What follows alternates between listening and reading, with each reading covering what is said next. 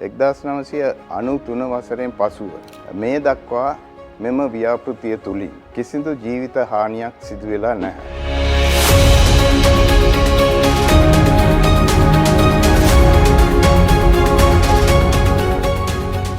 මෙම පොසොන් රැකවරණ ව්‍යාපෘතිය අප සමාගම ආරම්භ කළේ 1993 වසරේ.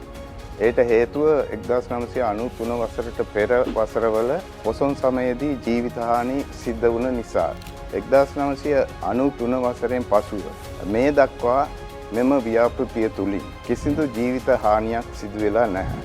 ඒ වගේම වටිනා ජීවිත 250කට අධික ප්‍රමාණයක් බේරා ගැනීමට අපට මේම කාලය තුලදී හැකියාව ලැබුණා. මේ වසරේ විශේෂයෙන්ම තඹුල්ල, අනුරාධපුර, පොළොන්නරුව, මිහින්තලේ, තන්තිරිමලය, ඒ වගේම අම්පාර, දිඹුලාගල වගේ පූජා නගරවලත් මෙම වැඩසටහන ක්‍රියාත්මක වෙනවා. ඉතින් මේ සඳහා ශ්‍රී ලංකා පොලිස් ජීවිත ආරක්ෂක ඒකකයේ, ශ්‍රී ලංකා ජීවිත ආරක්ෂක සංගමේ, ශ්‍රී ලංකා නාවික හමුදාවේ සහ සිවිල් ආරක්ෂක දෙපාර්තමේන්තුවේ ජීවිත ආරක්ෂක නිලධාරීන් 550ක් යොදවා ගැනීමට අපි සැලසුම් කරලා තියෙනවා. මෙම වැඩසටහන සඳහා විශේෂයෙන්ම අටම ස්ථානාධිපති නායක ස්වාමීන්ද්‍රයන් වහන්සේ ඇතුළු මහා සංඝරත්නයගේ ආශිර්වාදයක්, අනුරාධපුර දිස්ත්‍රික් ලේකම්තුමාගේ මඟ පෙන්වීමත් අපට ලැබෙනවා.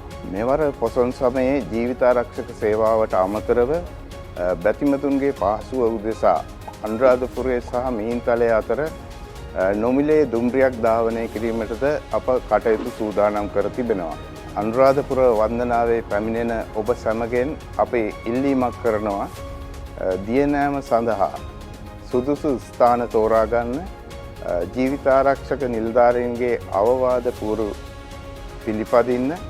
එසේම පැමිණෙන ඔබ සියලුම දෙනාගේ රැකවරණය වෙනුවෙන් AIA රක්ෂණ සමාගම මෙවර සූදානමින් සිටිනවා.